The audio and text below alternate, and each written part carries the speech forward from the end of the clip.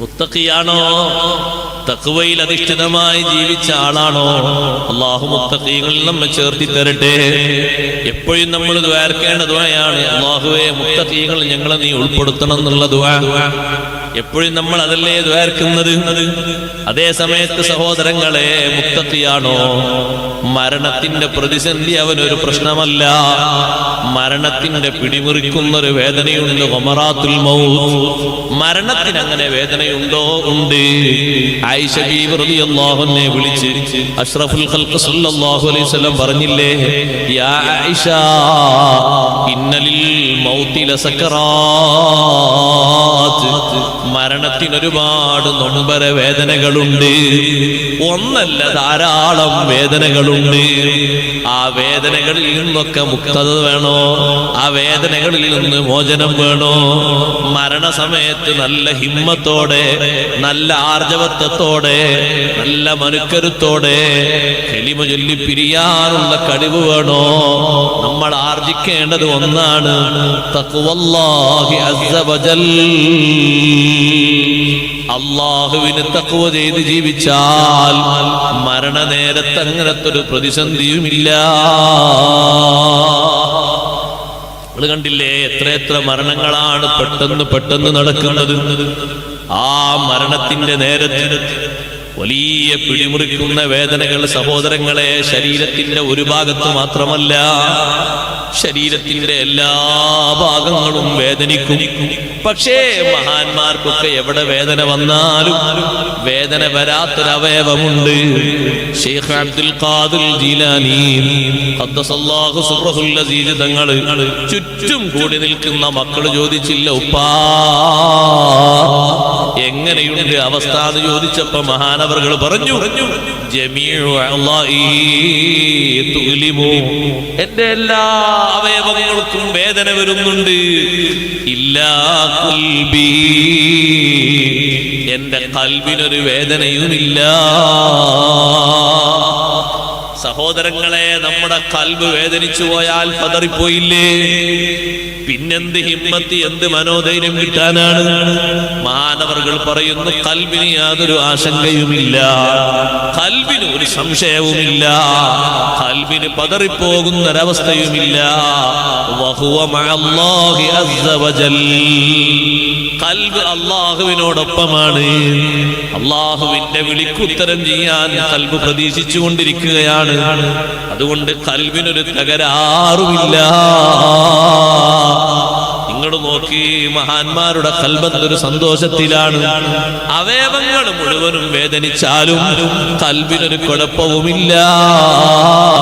അതുകൊണ്ടല്ലേ ഉമ്മമാരെ, സ്വർഗം കണ്ട് വഫാത്തായ മഹദിയാണ് സയ്യിദത്തുനാ ബീവി ആസിയ റളിയല്ലാഹു അൻഹാ. സ്വർഗം കണ്ട് വഫാത്തായ മഹദിയാണ്. ഫിർഔന് കടുത്ത ആക്രമണങ്ങൾക്ക് വിധേയപ്പെടുത്തുന്നു. ചെറുപ്പക്കാരിയായ പെൺകുട്ടി എന്റെ ഉമ്മമാരോട്, പെങ്ങന്മാരോട്, സഹോദരിമാരോട്, നമ്മുടെ ഒക്കെ മക്കളോട് നമ്മൾ ഉണർത്തി കൊടുക്കണം. മുത്തഖിയായി ജീവിക്കുന്ന സഹോദരിയാകണം. അല്ലാഹു നിർബന്ധമാക്കിയതാണ് തലമറക്കൽ, അല്ലാഹു നിർബന്ധമാക്കിയതാണ് മാറുമറക്കൽ, അല്ലാഹു നിർബന്ധമാക്കിയതാണ് മറക്കേണ്ട ഭാഗങ്ങളൊക്കെ മറക്കൽ. അത് മറക്കാതിരിക്കുന്നത് തഖ്വക്ക് എതിരാണ്, അത് അഴിഞ്ഞിടുന്നത് തഖ്വക്കെതിരാണ്. പുരുഷന്മാരോട് മറക്കാൻ പറഞ്ഞത് പുരുഷന്മാര് മറക്കണം. നിസ്കാരത്തിന് മാത്രമല്ല, ചിലരങ്ങനെ മനസ്സിലാക്കിയിട്ടുണ്ട്, നിസ്കാരത്തിലെ നിശ്ചിത ഭാഗം ഔറത്തുള്ളൂ, അല്ലെങ്കിൽ പ്രശ്നമില്ലാന്ന്. നമ്മളെ നാട്ടിലൊക്കെ സർവ്വസാധാരണമായ ഒരു പരിപാടിയുണ്ട്, മടക്കി കുത്തുന്നതാണ് അതിന്റെ പേര്. പുറത്തുള്ള ശബ്ദം കേൾക്കുന്ന ആൾക്കാർക്ക് മനസ്സിലാകുമെന്നറിയില്ല. നമ്മളെ നാട്ടിൽ പതിവാണ്. ഒരു പക്ഷേ പണിയെടുക്കാൻ വേണ്ടിയോ മറ്റോ ചില സൗകര്യങ്ങൾക്ക് വേണ്ടി അങ്ങനെ ചെയ്യാറുണ്ട്. അതല്ല ഞാൻ പറയുന്നത്, അല്ലാതെ തന്നെ ഒരു ഫ്രീ ആയ നിലക്കും അങ്ങനെ ചെയ്യാറുണ്ട്. അത് ശ്രദ്ധിക്കേണ്ടതാണ്, സൂക്ഷിക്കേണ്ടതാണ്, സത്യത്തിൽ ഒഴിവാക്കേണ്ടതാണ്. ഒരു വെറുതെ അങ്ങ് ഒന്ന് മടക്കി കുത്തും. ഈ മടക്കം കിട്ടാൻ വേണ്ടിയിട്ട് തുണി ഒന്ന് തായോട്ട് കൊടുത്താലേ വലുപ്പം കൂടി കിട്ടൂ ചിലർക്ക്. അപ്പൊ മേലെ ഭാഗം പുക്കിളിന്റെ ഭാഗം ഓപ്പണാണ്, അതും ഒരു പ്രശ്നമാണ്. തായോട്ട് നല്ലോണം കിട്ടിയെങ്കിലേ മടക്കി കുത്താൻ പറ്റൂ. എങ്ങാനും മടക്കി കുത്തു കഴിഞ്ഞാലോ നെരിയാണിക്ക് താഴെയുമാണ്. അപ്പൊ ആകെ കൂടി പ്രശ്നങ്ങളാണ്. മറക്കാൻ പുരുഷന്മാരോടും സ്ത്രീകളോടും പറഞ്ഞ ഭാഗങ്ങളൊക്കെ മറക്കണം, അത് നിർബന്ധമാണ്. ഉമ്മമാരെ വാതിന് വരുമ്പോൾ മാത്രമല്ല, മക്കളെ മദ്രസയിലേക്ക് പറഞ്ഞേക്കുമ്പോൾ മാത്രമല്ല, സ്കൂളിലേക്ക് പോകുമ്പോഴും ആ മറ വേണം, കല്യാണത്തിന് പോകുമ്പോഴും ആ മറ വേണം, കല്യാണ പെണ്ണായി ഒരുങ്ങിയിരിക്കുമ്പോഴും ആ മറ വേണം. കല്യാണത്തിന്റെ അന്ന് മാത്രം ഒരു നിയമ ഭേദഗതി ഇസ്ലാമിലില്ല. കല്യാണ പെണ്ണിന്റെ ചൊങ്കും ചൊറുക്കുമുള്ള ഭാഗങ്ങളൊക്കെ കാണിക്കാമെന്നൊരു നിയമമുണ്ടോ ഇസ്ലാമിൽ? അങ്ങനൊരു നിയമം ഇസ്ലാമിന് അന്യമാണ്. കല്യാണത്തിന്റെ തൊട്ടു തലേന്ന് എത്ര മറവോടെ നടക്കണമെന്നാണോ ഇസ്ലാം നിർബന്ധമാക്കിയത്, അതേ മറ തന്നെ കല്യാണത്തിന്റെ അന്നും വേണം. നഊദു ബില്ലാഹ്. കല്യാണം നടത്തുന്ന കല്യാണങ്ങൾ തീർത്തും ഹറാമിൽ നിന്ന് മുക്തമാവാൻ ശ്രമിക്കണം. അതും ആ ഒരു സമയത്ത് നമ്മൾ ശ്രദ്ധിക്കേണ്ട ഒരു തത്വയാണ്. കല്യാണത്തിന്റെ അന്ന് വീട് മുഴുവനും ചുറ്റിക്കറങ്ങാൻ ഒരന്യ പുരുഷന് പെർമിറ്റാണ്. അയാൾക്ക് എന്താണ് ജോലി? ഒരു 10-25,000 രൂപക്ക് ഫോട്ടോകളൊന്ന് പോസ്റ്റ് ചെയ്ത് പകർത്തണം. സുബ്ഹാനല്ലാഹ്, അയാൾക്ക് എന്തൊരു ബന്ധമാണ്? വീടുമായിട്ടൊരു ബന്ധവുമില്ല. അവസാനം അല്ലാഹു അതുകൊണ്ട് നൽകിയ ആപത്ത് എത്ര വലുതാണെന്നറിയോ? നമ്മുടെ നാട്ടിൽ തന്നെ സഹോദരങ്ങളെ സംഭവങ്ങൾ അരങ്ങേറിയില്ലേ? സ്ഥലങ്ങളൊന്നും ചോദിക്കേണ്ടതില്ല, വിഷയം പറഞ്ഞാ മതി. കല്യാണത്തിന് ഫോട്ടോ എടുക്കാൻ വേണ്ടി വന്ന ചെറുപ്പക്കാരന് ഫോട്ടോ എടുത്തു. അയാളെ തൊഴിലതല്ലേ, അയാള് ഫോട്ടോ എടുത്ത് അയാള് ആ ഫോട്ടോ ആയിട്ട് പോയി. പിന്നെ കല്യാണപ്പെണ്ണ് കുറച്ച് കഴിഞ്ഞ് നോക്കുമ്പോ എപ്പോഴോ ഒന്ന് ഇയാളെ ഫോട്ടോ കഴിക്കുന്ന സ്ഥലവും സ്റ്റുഡിയോ ഒക്കെ കണ്ടെത്തിയപ്പോ ആ പെണ്ണ് സ്റ്റുഡിയോയിൽ കയറിയിട്ട് പറഞ്ഞു, ഞാൻ കല്യാണത്തിന്റെ അന്നേ നിങ്ങളെ നോട്ടിട്ട് നടക്കുക, നിങ്ങൾ ഇവിടെ ആയിരുന്നു ഇപ്പോൾ അറിഞ്ഞത്, എനിക്ക് നിങ്ങളെയാ വേണ്ടിയത്. അയാള് പറഞ്ഞു, പെണ്ണെ നീ നിന്റെ വൈക്ക് പോണം, ഞാൻ കല്യാണം കഴിച്ചിട്ട് 2 കുട്ടികൾ വേറെ ഉണ്ട്, എനിക്കൊരു ഭാര്യ 2 മക്കളും വേറെ ഉണ്ട്, ഞാൻ നിന്നെ ആഗ്രഹിച്ചിട്ടില്ല മോഹിച്ചിട്ടില്ല, നിന്റെ കുടുംബക്കാർ വന്നങ്ങനെ ഫോട്ടോ എടുക്കാൻ പറഞ്ഞപ്പോ ഞാനങ്ങനെ എടുത്താണ്. നിന്റെ ബാപ്പയും നിന്റെ സഹോദരങ്ങളൊക്കെ ഏൽപ്പിച്ചൊരു പണിയാ എടുത്തതേ ഉള്ളൂ. അവര് നിന്റെ ഫോട്ടോ എടുക്കാൻ പറഞ്ഞു, നീ അതിനനുസരിച്ച് ചമഞ്ഞൊരുങ്ങി തന്നു, ഞാൻ ആ ഫോട്ടോ എടുത്തു. അതൊന്നും പറഞ്ഞാൻ പറ്റൂല, നിങ്ങൾ എന്നെ സ്വീകരിക്കണം, അല്ലെങ്കിൽ മാനനഷ്ടത്തിന് കേസ് കൊടുക്കും. ആ ചെറുപ്പക്കാരൻ നല്ല ധൈര്യത്തോടെ പറഞ്ഞു, ഉസ്താദേ, ഞാൻ അന്നാണ് ആ പണിയിൽ നിന്ന് രാജിവെച്ചത്, ഇത് ഇത്ര അപകടം പിടിച്ച പണിയാണ് എന്ന് എനിക്ക് അന്നാണ് മനസ്സിലായത്. സുബ്ഹാനല്ലാഹ്, സഹോദരങ്ങളെ, നമ്മൾ ആലോചിക്കണം, നമ്മളാണ് അതിന്റെ മെയിൻ ഒരു ഉത്തരവാദികൾ. ആ വീട് മുഴുവനും കറങ്ങി നടക്കാൻ ഈ ചെറുപ്പക്കാരന് എന്ത് പെർമിറ്റാണ് ഇസ്ലാമിലുള്ളത്? അന്യ സ്ത്രീകളെ മുഴുവനും നോക്കാനും ഫോട്ടോ എടുക്കാനും പകർത്തിയെടുക്കാനും കൊഞ്ചിക്കൊടയാനും ഇസ്ലാമിൽ അങ്ങനെ ഒരു അംഗീകാരമുണ്ടോ? ഇല്ലേ, ഇല്ല. പെണ്ണ് കാണാൻ പോകുന്നത് കല്യാണം നിശ്ചയിച്ച് ഉറപ്പിച്ച ചെറുപ്പക്കാരനാണ്. അയാളെ കൂടെ 4-5 ആളുകൾ. അവരെന്തിനാണ്? വഴി കാണിച്ചു കൊടുക്കാനാണെങ്കിൽ കുഴപ്പമില്ല. ആ പെണ്ണിനോടും ഇങ്ങോട്ട് വരാൻ പറയൂ. ആദർശബോധമുള്ള ഉപ്പമാരോട് അവിടെ ഞാനൊന്ന് പറയട്ടെ, നിങ്ങളെ പെണ്ണ് സ്വാലിഹത്തായ പെണ്ണാണോ? ആ പെണ്ണിന് അല്ലാഹു നല്ലൊരു സ്വാലിഹായ ഭർത്താവിനെ തരും. ആരും അതിനൊരു തടസ്സവും നിൽക്കൂല, ആരെ കൊണ്ടും അത് തടയാനും കഴിയൂല. നമ്മളെ ശരീരം സൃഷ്ടിച്ചിട്ടുണ്ടോ? ദിനകളെയും അല്ലാഹു തന്നെയാണ് സൃഷ്ടിച്ചിരിക്കുന്നത്. ആ ഒരു ആത്മവിശ്വാസത്തോടെ പ്രവർത്തിക്കണം. ഈ 5 ആളുകളും പറഞ്ഞു, പെണ്ണിനൊന്ന് ഇങ്ങോട്ട് ഇറക്കി വിടൂ, ഞങ്ങളൊന്ന് കാണട്ടെ. നിങ്ങൾ പറയണം, ഉപ്പാ, നിങ്ങളെ കൂട്ടത്തിൽ ആരാണ് കല്യാണം നിശ്ചയിച്ചുറപ്പിച്ച് ഇന്നാലിന്റെ പേരിൽ വന്നാൾ ആരാണ്? അപ്പൊ അവരെല്ലാരും ചൂണ്ടിക്കാട്ടി ഇരിക്കുന്ന ആളാണ്.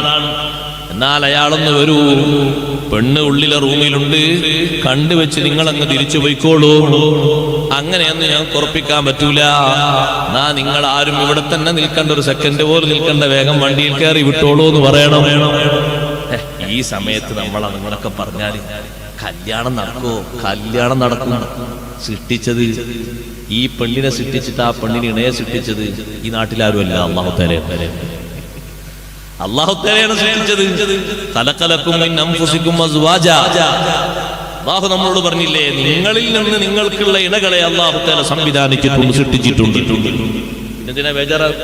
ആരും മടക്കൂലത്, ആരെക്കൊണ്ടും മടക്കാനും കഴിയില്ല. ഒന്ന് മടങ്ങിയോ ഹൈറായ മറ്റൊന്നിലേക്കായിരിക്കും അല്ലാഹു നീട്ടി വെച്ചിരിക്കുന്നത്. അങ്ങനെ കരുതിയാൽ മതി. അത് മുടങ്ങിപ്പോയിട്ടോ ആ 4-5 ചെറുപ്പക്കാർക്ക് ഒന്നാകെ ഒരൊറ്റ മിന്നലാട്ടം കാണിച്ചു കൊടുത്താൽ മതി. അതുകൊണ്ടുള്ള ദുർഗതി എത്രയാണ്. ആ 5 ആളുകൾക്ക് അങ്ങനെ കാണിച്ചു കൊടുത്താൽ അതുകൊണ്ട് വരുന്ന കേട് ചെറുതല്ല. ഒന്നുകിൽ സഹോദരങ്ങളെ അതുകൊണ്ട് വരുന്ന ഭവിഷ്യത്ത് ഇത്ര വലുതാന്നറിയോ? ആ ചെറുപ്പക്കാരനെങ്ങാനും ആ പെണ്ണിനെ കണ്ടുപറ്റിന്ന് വെക്കുക, അവനേക്കാൾ വേറൊരാൾക്ക് അയാളെ കണ്ണിൽ പെണ്ണ് മൂർച്ച കൂടിയാൽ അയാൾ ഈ കല്യാണം മുടക്കിയിട്ട് മറ്റേ ചെറുപ്പക്കാരനോട് പറയും, കാണാനും ചൊർക്കില്ല. അതാപ്പോ നീ കാണാൻ പോയത്, വേറെ ഏതെങ്കിലും പെണ്ണിനെ കാണാം. എന്തിന്? ഇയാളെ കണ്ണിൽ ആ പെണ്ണ് കുടുങ്ങിയിട്ടുണ്ട്, അതുകൊണ്ട് മറ്റേ കെട്ടണം, മറ്റേ കല്യാണം കഴിച്ചു കൊടുക്കണോ? യഥാർത്ഥത്തിൽ കല്യാണം നിശ്ചയിച്ചു വന്ന ആൾക്കല്ല ഇപ്പൊ പെണ്ണിനെ കിട്ടുന്നത്, വേറൊരാൾക്കാ. ഇങ്ങനെ കാണിച്ചു കൊടുക്കുന്നതുകൊണ്ടുള്ള ദുരന്തങ്ങൾ ധാരാളമുണ്ട്. തീർത്തും അത് നിഷിദ്ധമാണെന്ന നിലക്ക് ആ ഒരു നിഷിദ്ധം എന്ന ബോധത്തോടുകൂടെ പറയണം. നിങ്ങളെ കൂട്ടത്തിൽ നിശ്ചയിച്ച് ഉറപ്പിച്ച് വന്ന ആളാരാണോ അയാൾ വരട്ടെ, കാണട്ടെ. അയാളെ ബാപ്പയല്ല കാണേണ്ടത്, അയാളെ ചേട്ടനും അനുജനുമല്ല കാണേണ്ടത്. അങ്ങനെയുണ്ട് ചില സ്ഥലത്തൊക്കെ. എന്താ കല്യാണം ഉറപ്പിക്കാത്ത? അത് കല്യാണം കഴിക്കുന്ന ചെറുപ്പക്കാരന്റെ ജ്യേഷ്ഠനും അനുജനും വരാണ്ട് അവരും കൂടി വന്ന് കണ്ടിട്ട് വേണം. ആർക്കാണ് ഈ പെണ്ണ്?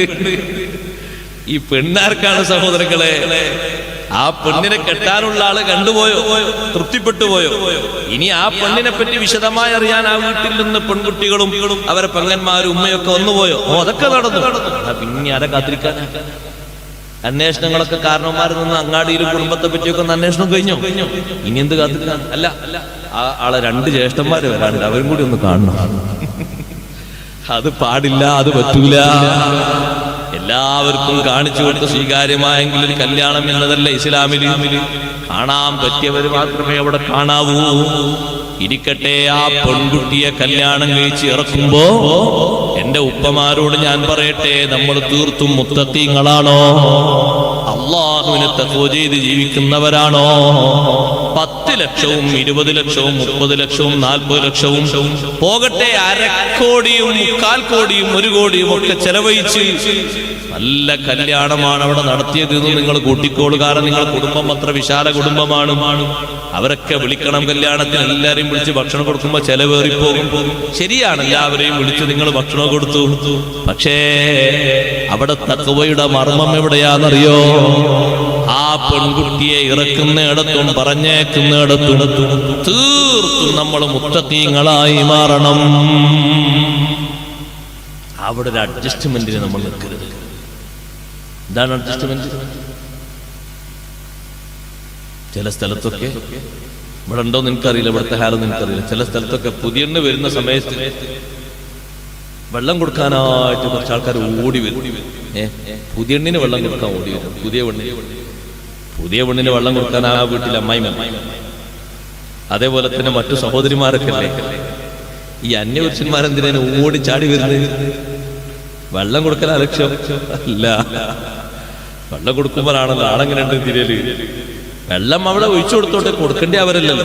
വെള്ളം കലക്കാനും ഒഴിക്കാനൊക്കെ അവർ നിന്നോട്ടെ, കൊടുക്കേണ്ടതോടെ പെണ്ണുങ്ങളുടെ അവർ കൊടുത്തോട്ടെ. ചെയ്യുന്ന സപ്ലയർ അടക്കം പെണ്ണുങ്ങളെ ഭാഗത്ത് പെണ്ണുങ്ങളായിരിക്കണം, ആണുങ്ങളെ ഭാഗത്ത് ആണുങ്ങളായിരിക്കണം. ആ പെണ്ണുങ്ങളെ ഭാഗത്ത് മുഴുവനും ഒരാണിനെയും ആണുങ്ങളെ ഭാഗത്ത് മറ്റു 2-3 ആണുങ്ങളെയും ആ നിശ്ചയം പറ്റൂല. ഞാൻ അങ്ങനെ എണ്ണി പറഞ്ഞാൽ ധാരാളമുണ്ട്. ഒരൊറ്റ കല്യാണം കൊണ്ട് തന്നെ നമ്മൾ മുത്തഖിയാണോ അല്ലേ എന്ന് തീരുമാനിക്കാൻ പറ്റും. സുബ്ഹാനല്ലാഹ്. മുത്തഖീങ്ങളെ കല്യാണം പോലെയാകണം നമ്മുടെ കല്യാണം. മുത്തഖീങ്ങളെ സൽക്കാരം പോലെയാകണം നമ്മുടെ സൽക്കാരം. സൽക്കാരത്തിന്റെ അന്ന് അതേ ആണും പെണ്ണും കലർന്നിരുന്നിട്ടുള്ള സൽക്കാരങ്ങൾ വർദ്ധിച്ചു വരികയാണ്. തഖ്വയുള്ള ഉമ്മമാരെ, നിങ്ങൾ നല്ല മുത്തഖീങ്ങളും തഖ്വയുള്ളവരുമാണെങ്കിൽ അവിടെ വെച്ചാണ് ആ വിഷയം തിരുത്തേണ്ടത്. സ്ത്രീകൾക്കതാ അവിടെ വേറെ ടേബിളും സൗകര്യങ്ങളും പെടുത്തിയിട്ടുണ്ട്. പുരുഷന്മാരെ കൂടെ ഇരിക്കല്ല. ഒരു അവിടെ നിന്ന് അനൗൺസ്മെന്റ് ചെയ്താൽ സ്ത്രീകളെ ഭാഗത്തേക്ക്, പുരുഷന്മാരെ ഭാഗത്തേക്ക്. അവിടെ സഹോദരിമാര് അതാ ഭക്ഷണങ്ങൾ വിതരണം ചെയ്യുന്നു, ഇവിടെ പുരുഷന്മാര് ഭക്ഷണം വിതരണം ചെയ്യുന്നു. നല്ല റാഹത്തോടെയുള്ള സൽക്കാരമാണ്. ഒരു പ്രശ്നവും ഒരു കുഴപ്പവും അതിനില്ല. കല്യാണ പെണ്ണിന്റെ രീതിയിലും മാറ്റങ്ങളിലും അതേ പ്രദർശന വസ്തുവാക്കി വെക്കാതെ ഇതുവരെ സൂക്ഷിച്ച സ്വകാര്യത സൂക്ഷിച്ചുകൊണ്ട് ശ്രദ്ധിച്ചുകൊണ്ട് തന്നെ ആ പെണ്ണിന് വേണ്ട കാര്യങ്ങളൊക്കെ നിർവഹിച്ചു കൊടുക്കണം. ബക്കറ്റ് വരുന്നുണ്ട്, സംഭാവന കൊടുക്കാൻ മറക്കരുത്. നല്ല സംഭാവന കൊടുക്കണം. 2 വർഷം ചെറിയ നിലക്ക് ഉറൂസ് നടത്തിയിട്ട് ഇപ്പൊ ഒന്ന് വിപുലമായി നടത്തുകയാണ്. അപ്പോൾ കഴിഞ്ഞ വർഷമൊന്നും നടത്താത്തത് കൊണ്ട് വരവ് ബാക്കി ഉണ്ടാവുമെന്ന് കരുതണ്ട. ഇതിന് നല്ല ചെലവുണ്ട്. അതുകൊണ്ട് എല്ലാവരും നല്ല സ്വതക്കകൾ കൊടുക്കണം. അപ്പോ മുത്തഖിയായി ജീവിച്ചാൽ വമിൻ ഗമറാത്തിൽ മൗത്ത്, മരണത്തിന്റെ നൊമ്പര വേദനകളിൽ നിന്ന് വലിയ മോചനം അല്ലാഹു നൽകുന്നു. വമിൻ ശദാഇദി യൗമൽ ഖിയാമ, ഖിയാമത്ത് നാളിലെ പ്രതിസന്ധികളിൽ നിന്നും വലിയ മോചനം ലഭിക്കുന്നു. ദുനിയാവിൽ തഖ്വയോടുകൂടെ ജീവിക്കുന്ന മനുഷ്യന് അല്ലാഹു സുബ്ഹാനഹു വ തആല ദുനിയാവിൽ വെച്ച് പ്രതിസന്ധികൾ മാറ്റിക്കൊടുക്കുന്നതോടൊപ്പം മരണനേരത്ത് പ്രതിസന്ധികൾ ഒഴിവാക്കി കൊടുക്കുന്നു. ആഖിറത്തിൽ ഒരുപാട് പ്രതിസന്ധികൾ തരണം ചെയ്യേണ്ടതുണ്ട്. പക്ഷേ മുത്തഖിയായ ലിസ്റ്റിൽപ്പെട്ടിട്ടാണ് ആഖിറത്തിലെത്തുന്നതെങ്കിൽ മുത്തഖീകൾക്ക് അവിടെ സന്തോഷമാണ്. ഇന്നലിൽ മുത്തഖീന മഫാസൻ ഹദായിഖ വഅനാബാ വകവാഇബ അത്റാബാ വകഅസൻ ദിഹാഖാ. അല്ലാഹു തആല പറഞ്ഞു മുത്തഖീങ്ങൾക്ക് ആഖിറത്തിൽ വലിയ സന്തോഷിക്കാൻ ഒരുപാട് സന്ദർഭങ്ങളുണ്ട്. അഥവാ ഹദായിഖ വഅനാബൻ, ഒരുപാട് തോട്ടങ്ങൾ അവിടെയുണ്ട്, ഉല്ലാസത്തിന്റെ തോട്ടങ്ങൾ. ഇവിടെ നിങ്ങൾ കണ്ടില്ലേ, വ്യത്യസ്ത തോട്ടങ്ങളിൽ പോയി അഭിരമിക്കാൻ നല്ല നല്ല വകുപ്പുകളും പരിപാടികളൊക്കെ തുടങ്ങിയിട്ടുണ്ട്. ഉമ്മമാരെ, സഹോദരന്മാരെ, സഹോദരിമാരെ സൂക്ഷിക്കണം. ഇവിടെ കാഴ്ചാ സ്ഥലങ്ങളിലേക്ക് പോകുമ്പോ കാണാൻ പറ്റാത്തത് കാണേണ്ട സാഹചര്യങ്ങളുണ്ടെങ്കിൽ പോകാൻ നിൽക്കരുത്. ഇവിടെ വ്യത്യസ്ത ടൂറിസ്റ്റ് കേന്ദ്രങ്ങളുണ്ട്. ഞാൻ ആർക്കെങ്കിലും എതിര് പറയാന്ന് കരുതരുത്. ഇസ്ലാമിന്റെ ശാസ്ത്രം അങ്ങനെയാണ്. അല്ലാഹു സുബ്ഹാനഹു വ തആല നിയമിച്ച നിയമങ്ങൾക്ക് എതിരായി ഒരുപാട് കാട്ടിക്കൂട്ടലുകൾ നടത്തുന്ന കാഴ്ചാ സ്ഥലങ്ങൾ. ഇത് പ്രത്യേകിച്ച് ഞാൻ പറയാൻ കാരണം, ലീവ് വരുന്ന സമയത്ത് സ്കൂളിലും മദ്രസക്കും ലീവ് വരുമ്പോ കുട്ടികളെയും കൂട്ടിയിട്ട് കുടുംബസമേതം ഒരു ടൂറാണ്. ആ ടൂറ് പോകാൻ പറ്റിയ സ്ഥലമുണ്ട്. മഹാന്മാരുടെ മസാറുകളാണ്. ദുനിയാവിൽ വലിയ ബറക്കത്തുള്ള സ്ഥലങ്ങളാണല്ലോ അത്. മഹാന്മാരുടെ മസാറുകളിൽ ചെന്ന് നിർദ്ദേശിക്കപ്പെട്ട രൂപത്തിൽ ആദരവോടെ ബഹുമാനത്തോടെ സിയാറത്തും ചെയ്ത് തിരിച്ചു പോരുക. അകന്ന കുടുംബക്കാരെ പോയി സന്ദർശിക്കുക. അവരോടൊപ്പം ഒരു സൽക്കാരത്തിൽ സംബന്ധിക്കുക.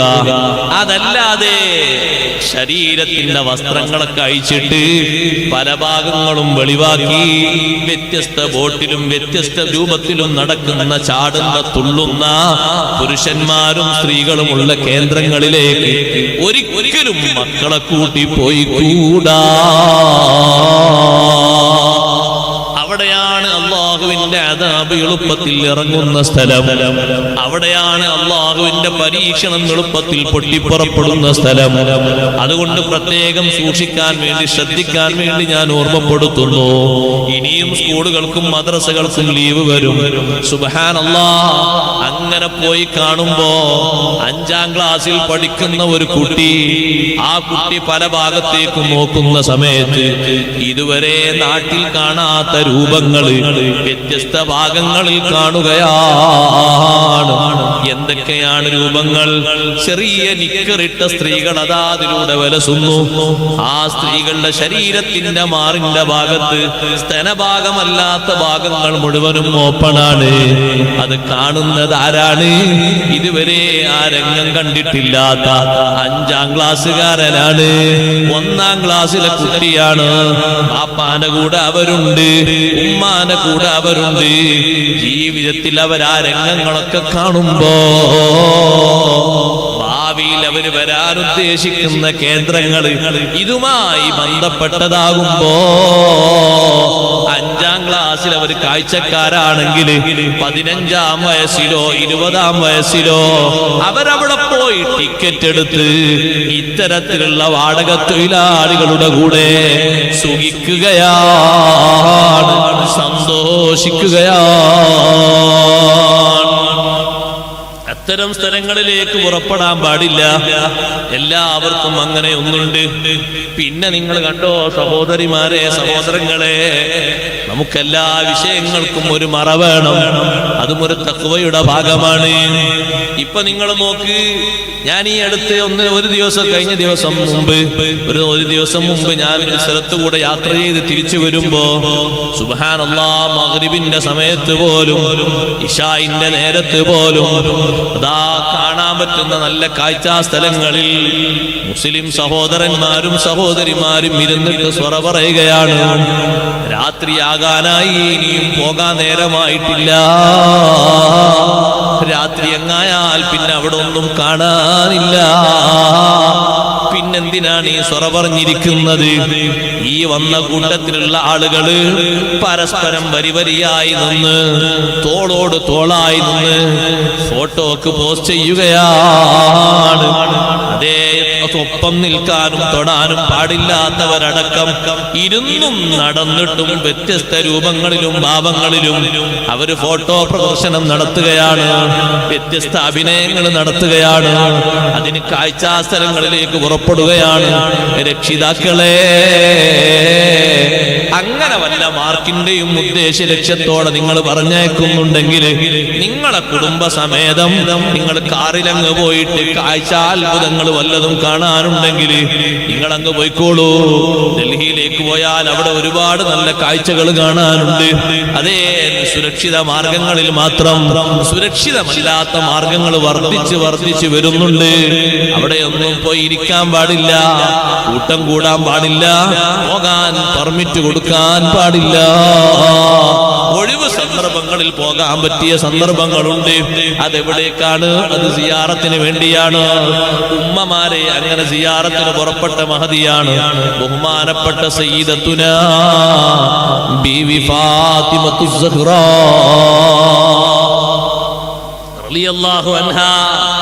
സിയാറത്ത് ചെയ്യാറുണ്ട്, ഉഹുദ് ശുഹദാഇനെ സിയാറത്ത് ചെയ്യാറുണ്ട്, ഇടക്കിടക്ക് സിയാറത്ത് ചെയ്യാറുണ്ട്. വീട് വിട്ട് മറ്റൊരു സ്ഥലത്തേക്ക് പുറപ്പെടാത്ത ഫാത്തിമ ബീവി റളിയല്ലാഹു അൻഹാ, അത്യാവശ്യ ഘട്ടങ്ങളിൽ മാത്രം പുറത്തിറങ്ങുന്ന ഫാത്തിമ ബീവി റളിയല്ലാഹു അൻഹാ സിയാറത്തിന് പോയിട്ടുണ്ട്. ഹംസ റളിയല്ലാഹു അൻഹു അടക്കമുള്ള ശുഹദാക്കൾ അന്തിയുറങ്ങുന്ന ഉഹുദ് ശുഹദാഇനെ സിയാറത്ത് ചെയ്യാൻ നമ്മൾ അങ്ങോട്ടേക്കാണ് ഈ കുട്ടികളുമായി പോകേണ്ടത്. അവിടെ പോയിട്ടൊന്ന് സിയാറത്ത് ചെയ്ത് ആ മഹാന്മാരെ തവസ്സുലാക്കി അള്ളാഹുവിനോട് ദുആ ചെയ്ത് അവിടെ ചെന്ന് സലാം പറയുന്ന ബറക്കത്ത് കൊണ്ട് നമ്മളെ മക്കള് ഭാവിയിൽ മുത്തഖീങ്ങളാകണം, അവര് സ്വാലിഹീങ്ങളാകണം, ദീന് കൊണ്ട് നടക്കാൻ പറ്റിയവരാകണം. അവിടെയാ നമ്മൾ ശ്രദ്ധിക്കേണ്ട, സൂക്ഷിക്കേണ്ട ഒരു വിഷയം. മറ്റൊന്നുകൂടി പറയട്ടെ, വിവാഹിതരായ ആളുകളോട് പറയട്ടെ, ചിലരുണ്ട് ആ പരിപാടി ഇപ്പൊ നമ്മളെ നാട്ടിൽ ഒരു ആചാരം പോലെ തുടങ്ങിയിട്ടുണ്ട്.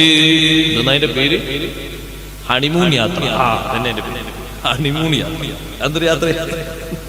എല്ലാറ്റിലും ഖുർആനിൽ ഒരു ആയത്താണ്, സീറു ഫിൽ അർളി വൻദുറു കൈഫ കാന ആഖിബത്തുൽ ലദീന മിൻ ഖബൽ. ഹണിമൂൺ യാത്ര. അതും പോകാൻ നല്ല സ്ഥലങ്ങളിലേക്ക് ജീവിതം പുതിയ മാർഗത്തിൽ തുടങ്ങുകയല്ലേ. മഹാന്മാരുടെ ഹദറത്തിൽ ചെല്ലട്ടെ, അവരെ സവിധത്തിലെത്തിയിട്ടൊരു ഫാത്തിഹ ഓതി സലാം പറഞ്ഞ് സിയാറത്തൊക്കെ ചെയ്ത് സന്തോഷിക്കട്ടെ. അതിലപ്പുറം അതേ രൂപത്തിൽ പ്രായമുള്ള പുതിയ പുതിയ സൽക്കാരങ്ങളും കല്യാണങ്ങളൊക്കെ കഴിഞ്ഞിരിക്കുന്ന ആളുകൾ ഒരുമിച്ച് കൂടുന്ന ഒരുപാട് താവളങ്ങളുണ്ട്. അവിടേക്ക് പോയി കൂടാ. അഷ്റഫുൽ ഖൽഖ് മുഹമ്മദുർ റസൂലുള്ളാഹി സ്വല്ലല്ലാഹു അലൈഹി വസല്ലം തങ്ങൾ അനസ് ഇബ്നു മാലിക് റളിയല്ലാഹു അൻഹുവിനോട് ബസറ നഗരത്തിലൂടെ പോകുന്നത് ശ്രദ്ധിക്കാൻ വേണ്ടി നബി സല്ലല്ലാഹു അലൈഹി വസല്ലം ഓർമ്മപ്പെടുത്തിയത് ഹദീസിൽ കാണാം. ബസറ നഗരത്തിൽ നിർമ്മാണ പ്രവർത്തനങ്ങളൊക്കെ നടത്തിയിട്ട് നഗരങ്ങൾ മുഴുവനും അമ്പരച്ചുംബികളായ കൊട്ടാരങ്ങളെ കൊണ്ട് മാടികളെ കൊണ്ട് നിറഞ്ഞാൽ സൂക്കിലൂടെ പോകുമ്പോ ശ്രദ്ധിക്കണം മോനെ. അനസ് ഇബ്നു മാലിക് റളിയല്ലാഹു അൻഹുവോട് അങ്ങനെ പറയാൻ കാരണം പുരോഗതി എന്ന അർത്ഥത്തിൽ നാട്ടിൽ ഒരുപാട് പരിഷ്കാരങ്ങൾ നടമാടുമ്പോ ആ പരിഷ്കാരങ്ങളുടെ അപ്പുറത്ത് മനുഷ്യന്മാരാരും ഒരിക്കലും ചിന്തിക്കാത്ത രൂപത്തിൽ നിഷിദ്ധമായ ഒരുപാട് രൂപഭാവങ്ങൾ ഒരുമിച്ച് കൂടുന്നുണ്ട്. അവിടെ അള്ളാഹുവിന്റെ അദാബ് ഇറങ്ങാൻ സാധ്യത കൂടുതലാണ്. അതുകൊണ്ട് നഗരങ്ങളിലൂടെ നടക്കുമ്പോ കൂടുതൽ ശ്രദ്ധിക്കണമെന്ന് ഓർമ്മപ്പെടുത്തിയതെങ്കിൽ നമ്മളോട് സൂക്ഷിക്കാനും ശ്രദ്ധിക്കാനും പറഞ്ഞ മേഖലയാണ്. കൂട്ടത്തിൽ ഞാൻ അത് ഓർമ്മപ്പെടുത്തിയത് അതിനു വേണ്ടി തന്നെ ഒരു 10,000 നീക്കി വെക്കുകയാണ്. എന്നിട്ട് തിരിച്ചൊരാഴ്ച കഴിഞ്ഞ് തിരിച്ചു വന്നപ്പോ എവിടേക്കെല്ലാം പോയി എന്ന് ചോദിക്കുമ്പോ പോകൽ സുന്നത്തായ ഒരു ഇടവും അവിടെ ഇല്ല. പിന്നെയോ പോകൽ നിഷിദ്ധമായ ധാരാളം ഇടങ്ങൾ എണ്ണുന്നുണ്ട്. ഞാൻ ആ സ്ഥലങ്ങളൊന്നും പബ്ലിസിറ്റിക്ക് വേണ്ടി പറയാൻ ഉദ്ദേശിക്കുന്നില്ല. നിങ്ങളൊക്കെ കൂട്ടിക്കോളൂ. കേരളത്തിലകത്തും പുറത്തും ധാരാളം സ്ഥലങ്ങൾ ആ രൂപത്തിലുണ്ട്. അതേ നേരത്തെ പറഞ്ഞ രൂപത്തിൽ അർദ്ധനഗ്നകളും അതേ രൂപത്തിൽ ഫുൾ നഗ്നകൾ എന്ന് പറഞ്ഞാൽ തെറ്റില്ലാത്ത രൂപത്തിലുള്ള നഗ്നകളും പിന്നെയോ ഒരിക്കലും ദുഹിക്കാനും ദുഷിക്കാനും ഉപയോഗിക്കാനും പറ്റാത്ത വസ്തുക്കൾ സുലഭമായി കിട്ടുകയും വാങ്ങുകയും ഉപയോഗിക്കുകയും ചെയ്യുന്ന അത്തരത്തിലുള്ള കേന്ദ്രങ്ങളിൽ അവരൊക്കെ ഇരിക്കുന്ന ഇരിപ്പിടങ്ങളിൽ നമ്മൾ ഇരുന്നുകൂടാ. നമ്മുടെ ഫാമിലി വന്നിരിക്കുന്ന ഒരു ചെറിയ കൂടാരം. ആരാണ് ആ കൂടാരത്തിൽ തൊട്ടു മുമ്പ് ഇരുന്ന് പോയത്? ആരുമല്ല. അവരെ കയ്യിൽ ചെറിയ രണ്ട് പാക്കറ്റ് ഉണ്ടായിരുന്നു. അവരതിനെ ചെറിയ ചെറിയ രൂപത്തിലൊന്നും ഉണഞ്ഞ് അവർ പോയത്. പിന്നെ ഒരു ടീം അവിടെ വന്നിരിക്കുന്നു. അവരുടെ കയ്യിൽ ചെറിയ 2 കുപ്പിയുണ്ട്. അവരങ്ങനെ ആ അനുവദനീയമായ ടാക്സ് ഒക്കെ അടച്ച ഷോപ്പിൽ തന്നെ വാങ്ങിയതാണ്. വേറെ കുപ്പിയുള്ള ആൾക്കാർ. ഇവരൊക്കെ ഇരുന്നിടത്താണോ ജീവിതത്തിന്റെ ആരംഭത്തിൽ നമ്മൾ പോയിരിക്കുന്നത്? ഒരു പുതുജീവിതത്തിന്റെ തുടക്കം എന്ന നിലക്ക് നമ്മൾ പോയി കാണുന്നത്? അത്തരം കേന്ദ്രങ്ങളാകാൻ പാടില്ല. തഖ്വയിലായി ജീവിക്കണം നമ്മൾ. അല്ലാഹു നമ്മെ സഹായിക്കുമാറാകട്ടെ. വമയ്യത്തഖില്ലാഹ യജ്അൽ ലഹു മഖ്റജാ. തഖ്വ ചെയ്ത് ജീവിച്ചാൽ അല്ലാഹു തആല വലിയ പരിഹാരം തരും. ഫീ ഇത്തിബാഇ സുന്ന. സുന്നത്തിനെ പിന്തുടരുന്നതിൽ, സുന്നത്തുകൾ പിന്തുടരുന്നതിൽ സഹോദരങ്ങളെ കഴിവിന്റെ പരമാവധി തഖ്വ ചെയ്യണം. എന്നാൽ യജ്അൽ ലഹു മഖ്റജാ. അല്ലാഹു അവന് നല്ല പരിഹാരം നൽകും. മിൻ ഉഖൂബത്തി അഹ്ലിൽ ബിദ്അഇ. ബിദ്അത്തുകാർക്ക് നൽകുന്ന ശിക്ഷയിൽ നിന്ന് അല്ലാഹു മോചനം നൽകും. സുന്നത്തുകൾ ജീവിതത്തോട് ചേർത്തി വെക്കുക. എല്ലാ രംഗങ്ങളിലും സുന്നത്തുകൾ നിർവഹിക്കുന്ന ആളുകളാവുക. എന്നാൽ അല്ലാഹു സുബ്ഹാനഹു വ തആല നമുക്ക് വലിയ മോചനം നൽകും, വലിയ സന്തോഷം നൽകും. അതേ വലിയ ബറക്കത്ത് ജീവിതത്തിലുണ്ടാകാൻ, ഭക്ഷണത്തിലുണ്ടാകാൻ തഖ്വയാണ്. ആരോഗ്യത്തിലുണ്ടാകാൻ തഖ്വയാണ് കാരണം പറഞ്ഞത്. നിങ്ങൾ കണ്ടില്ലേ അഷ്റഫുൽ ഖൽഖ് മുഹമ്മദുർ റസൂലുള്ളാഹി സ്വല്ലല്ലാഹു അലൈഹി വസല്ലം തങ്ങൾക്ക് ഖിദ്മത്ത് എടുത്ത 10 വർഷം ഖിദ്മത്ത് എടുത്ത അനസ് ഇബ്നു മാലിക് റളിയല്ലാഹു അൻഹു. ആ അനസ് റളിയല്ലാഹു അൻഹുവിനോട് നബി തങ്ങൾ ധാരാളം നിർദ്ദേശങ്ങൾ നൽകിയിട്ടുണ്ട്. ബറക്കത്തുണ്ടാകാൻ, ജീവിതത്തിൽ കുടുംബത്തിൽ ബറക്കത്തുണ്ടാകാൻ ഒരുപാട് നിർദ്ദേശങ്ങൾ നൽകിയിട്ടുണ്ട്. മഹാനവർകൾ പറയുന്നു, ഒരു ദിവസം നബി സല്ലല്ലാഹു അലൈഹി വസല്ലം തങ്ങളുടെ തലയിൽ ഞാൻ വെള്ളം ഇങ്ങനെ ഒഴിച്ചു കൊടുക്കുകയാണ്. തല കഴുകാൻ വേണ്ടിയിട്ട് കയ്യിലേക്ക് വെള്ളം ഒഴിച്ചു കൊടുക്കുകയാണ്. വെള്ളം കയ്യിലെടുത്തിട്ട് തങ്ങൾ ഇങ്ങനെ തല കഴുകുന്നു. എന്നിട്ട് തല കഴുകിയ ശേഷം എന്നിലേക്ക് തിരിഞ്ഞിട്ട് പറഞ്ഞു, അനസേ അലാ ഉഅല്ലിമുക തലാത ഖിസാലിൻ തൻതഫിഉ ബിഹിന്ന. 3 കാര്യങ്ങൾ പഠിപ്പിച്ചു തരട്ടെ അനസേ. അതുകൊണ്ട് വലിയ ഉപകാരം നിങ്ങൾക്ക് കിട്ടും, വലിയ ബറക്കത്ത് നിങ്ങൾക്ക് കിട്ടും. ഞാൻ പറഞ്ഞു, ബി അബീ അൻത വ ഉമ്മീ യാ റസൂലല്ലാഹ്. ബലാ, അതേ നബിയേ, എന്റെ ഉപ്പയും എന്റെ ഉമ്മയും തങ്ങൾക്ക് വേണ്ടി ഞാൻ എന്റെ ഉപ്പാനെയും ഉമ്മാനെയും സമർപ്പിക്കുന്നു. ആ 3 കാര്യങ്ങൾ എനിക്കൊന്ന് പറഞ്ഞു തരൂ നബിയേ. തങ്ങൾ പറഞ്ഞു, മൻ ലഖീത മിൻ ഉമ്മത്തി ഫസല്ലിം അലൈഹിം യതിൽ ഉംറുക. എന്റെ ഉമ്മത്തിൽ നിന്ന് നിങ്ങൾ ആരെ കണ്ടാലും ഒന്ന് സലാം പറയണേ, എന്നാൽ ആയുസ്സിന് നല്ല നീളം കിട്ടും. എല്ലാവർക്കും ആഗ്രഹമുള്ളല്ലേ കുറെ കാലം ജീവിക്കാൻ, കുറെ പദ്ധതികൾ ആവിഷ്കരിച്ചിരിക്കാൻ. ചെയ്യാൻ പലതുമുണ്ട്, നിർബന്ധമായതുണ്ട്, സുന്നത്തായതുണ്ട്, സാമൂഹ്യ ബാധ്യതകൾ പലതുമുണ്ട്. ഹജ്ജിന് പോകണം, ഉംറക്ക് പോകണം, അല്ലാഹു തൗഫീഖ് തരട്ടെ. അങ്ങനെ ഒരുപാട് നല്ല ലക്ഷ്യങ്ങളൊക്കെ നടക്കണം. ആയുസ് വേണ്ടേ? ആയുസ് വേണം. എന്നെ സലാം പറയാൻ പിശുക്കില്ലാതിരുന്നാൽ പുരക്കാരോട് തന്നെ സലാം പറയാതെ നമ്മൾ പിന്നെ പുറത്തുള്ളവരോട് എങ്ങനെ സലാം പറഞ്ഞല്ലേ? പുരക്കാരോടൊക്കെ സലാം പറയുന്ന പതിവാക്കിയാൽ എന്തൊരു സന്തോഷം. പക്ഷെ അതാകെ 2-3 സമയങ്ങളിൽ ഉണ്ടാവുള്ളൂ. ഒന്നീ ഗൾഫിലേക്ക് പോയി കുറെ കിളക്കേറ്റേ വരുള്ളൂ, അപ്പോൾ ഒരു സലാം. അല്ലെങ്കിൽ ഹജ്ജിന് പോവുകയാണ്, അപ്പോൾ ഒരു സലാം. അങ്ങനെ ഏതെങ്കിലും ഒരു നീളമുള്ള യാത്രക്ക് പോകുമ്പോൾ ഒരു സലാം. അല്ല, എന്നും അവിടുന്ന് ഇറങ്ങി വരുമ്പോൾ ഒരു സലാം, അങ്ങോട്ട് കയറുമ്പോൾ ഒരു സലാം. അപ്പൊ ആയുസ്സിന് എന്ത് കിട്ടും? മൻ ലഖീത മിൻ ഉമ്മത്തി സലാം പറഞ്ഞു. ഇതിപ്പോ ദൂരത്തുനിന്ന് കണ്ടാവരും, പക്ഷേ സലാം പറഞ്ഞോടൊന്ന് കൈ പൊന്തിച്ചാൽ സലാം പറഞ്ഞാന്ന് നൽകൊരു ഷാർത്തിൽ. ഇന്നത് മൊത്തം ഒരു കൈബന്ധിക്കല് മാത്രമേ മാറി ദൂരം അടുപ്പൊക്കെ കിടക്കണം, അല്ലെങ്കിൽ തലോണ്ട് ഒരു ആട്ടിരിക്കല് അതിമോട് തീര. അതല്ല, ആ ഒരു അഭിവാദ്യം മാത്രം നമ്മുടെ അഭിവാദ്യം. കൈകൊണ്ട് കാണിച്ചുകൊണ്ട് മാത്രം ഒരു സല്യൂട്ട്, അത് മാത്രം ഇസ്ലാമിന്റെ അഭിവാദ്യം. അതേ സമയത്ത് സലാം പറയുമ്പോൾ ഒരു കൈ കൊണ്ടുള്ള ഒരു ആംഗ്യം കാണിക്കലുണ്ട്, അത് സലാമിന്റെ കൂടെ ഉള്ളതാണ്. മറ്റേതൊരു കൈബന്ധിക്കൽ മാത്രം, അല്ലെങ്കിൽ തലയനക്കല് മാത്രം, അത് നമ്മുടെ അഭിവാദ്യ ശൈലിയല്ല. നമ്മളുടേത് സലാമാണ്. സലാം പറഞ്ഞാൽ ആയുസ്സിന് നീളം കിട്ടും. അനസ് റളിയല്ലാഹു അൻഹു വലിയ ആയുസ്സല്ലേ കിട്ടിയത്. ഒരുപാട് കാലം ജീവിച്ച മഹാനാണ് അനസ് ബിൻ മാലിക് റളിയല്ലാഹു അൻഹു. ബസറയിൽ വഫാത്തായ സഹാബിമാരിൽ ഏറ്റവും അവസാനത്തെ മഹാനാണ് സയ്യിദുനാ അനസ് ബിൻ മാലിക് റളിയല്ലാഹു അൻഹു. മക്കളെന്നെ എത്രയാണ് അല്ലാഹു തആല കൊടുത്തത്? 100-ലധികം മക്കളിൽ. എത്രമാത്രം ആയുസ്സില്ലേ? ആയുസ്സിന് നീളം കിട്ടും. രണ്ടാമത്തെ കാര്യം, നിങ്ങൾ വീട്ടിൽ പ്രവേശിച്ച് അവരോടൊരു സലാം പറയണം. നിങ്ങളെ വീട്ടിലെ നന്മ അധികരിക്കും. വീട്ടിൽ ഒരുപാട് ഖൈർ വേണം. ഏറ്റവും അധികം നമ്മുടെ വീട്ടിൽ നമുക്ക് വേണ്ടത് എന്താണ്? മനസ്സിനൊരു സന്തോഷമാണ്, സമാധാനമാണ്. അവിടെ ജീവിക്കാൻ നല്ല റാഹത്താണ്. ഇബാദത്തിന്റെ കേന്ദ്രമായി മാറുന്ന വീടാണ്.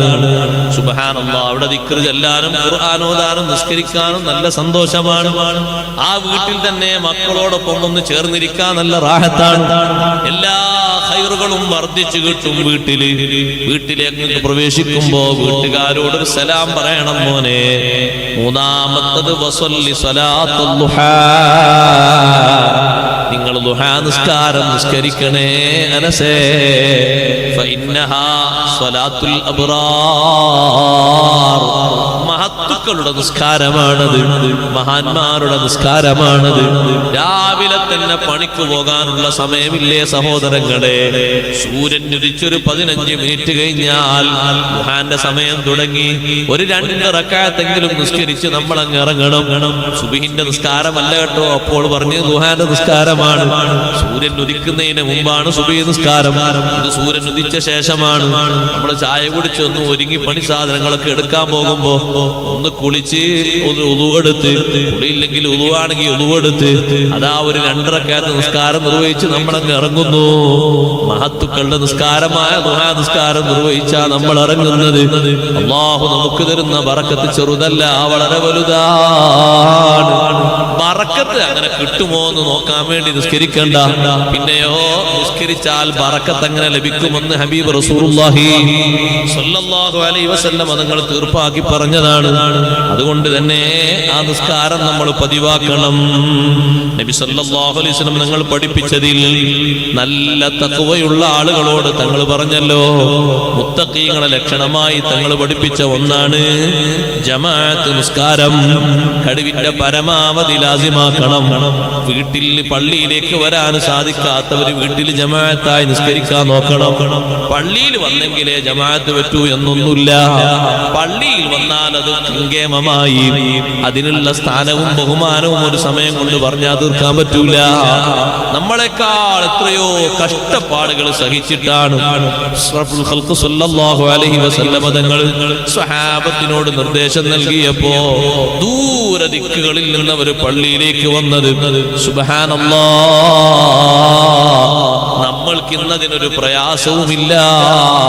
എന്നാലും പറയട്ടെ, വീട്ടിൽ വെച്ചാണെങ്കിലും നിസ്കരിക്കുമ്പോ കഴിവിന്റെ പരമാവധി വീട്ടിലുള്ളവരുടെ ജമാഅത്തായി നിർവഹിക്കാൻ ശ്രമിച്ചാൽ അല്ലാഹു വലിയ ബറക്കത്ത് നൽകും. അതേ സമയത്ത് ആ ജമാഅത്തിനെ നിസ്സാരപ്പെടുത്തിയാലോ, ജമാഅത്തിന് ഉമ്മ വിളിച്ചു മോനെ വാ ജമാഅത്തായി നിസ്കരിക്കാം, ബാപ്പ വിളിച്ചു ജമാഅത്തായി നിസ്കരിക്കാൻ, അതങ്ങ് നിസ്സാരപ്പെടുത്തിയാൽ വമൻ തഹവ്വന ഫിസ്സലാത്തി ഫിൽ ജമാഅത്തുള്ള നിസ്കാരം ഒരാളങ്ങ് നിസ്സാരമാക്കി കണ്ടാൽ യർഫഇല്ലാഹുൽ ബറകത മിൻ റിസ്ഖിഹി, അവന്റെ റിസ്ഖിൽ നിന്ന് അല്ലാഹു ബറക്കത്ത് എടുത്തു മാറ്റിക്കളയും. വകസ്ബിഹി, അവന്റെ സമ്പാദ്യത്തിലും ബറക്കത്തുണ്ടാകൂല. ധാരാളം സമ്പാദിക്കും, ഇഷ്ടംപോലെ വരുമാനം കിട്ടും, പക്ഷെ അതങ്ങനെ വേറെ വഴിക്ക് പോവുകയും ചെയ്യും, കാണാനൊന്നും ഉണ്ടാവില്ല. അവന്റെ ലക്ഷ്യങ്ങളൊന്നും നേടിയിട്ടുണ്ടാവില്ല. കുറെ സമ്പാദിച്ചിട്ടും ഹജ്ജും ഉംറയൊന്നും ചെയ്യാൻ കഴിഞ്ഞിട്ടുണ്ടാവില്ല. അതുപോലുള്ള നല്ല കാര്യങ്ങളൊന്നും ചെയ്യാൻ അവന് കഴിഞ്ഞിട്ടുണ്ടാവില്ല. ഇത്രത്തോളം കാലം നമ്മൾ സമ്പാദിച്ചിട്ട് എന്തായിപ്പോയി? ഒക്കെ അങ്ങ് തീർന്നുപോയി. പല ഭാഗത്തൂടെ ആവശ്യം ഉണ്ടായിട്ടില്ല, അതൊക്കെ പോയി. അതേസമയത്ത് ആ ബറക്കത്ത് കിട്ടാൻ ജമാഅത്ത് നിസ്കാരം വലിയൊരു കാരണമാണ്. അല്ലാഹു നമുക്ക് തൗഫീഖ് നൽകുമാറാകട്ടെ.